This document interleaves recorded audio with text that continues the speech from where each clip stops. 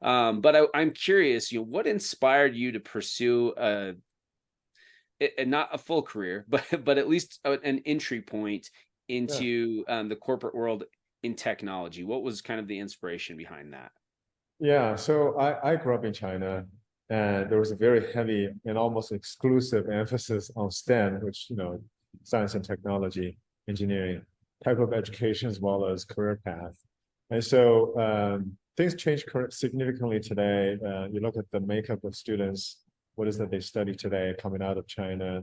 You'll see a lot of business students, but science and engineer, that's my background.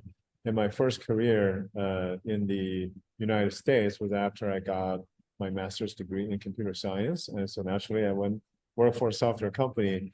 Like I said, it was a lot of fun being employee number two, engineer number one, and just go through that exhilaration of seeing an idea play out in a real product. And then you just have to grind through the beta phase, and when you're just constantly fixing bugs and worrying about the fixes, breaking other things, and ultimately a successful exit.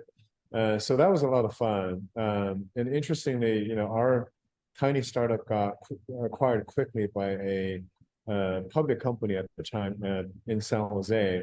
Rode that wave a little bit, and and then the company went on to a series of acquisitions that didn't ultimately play out for the company.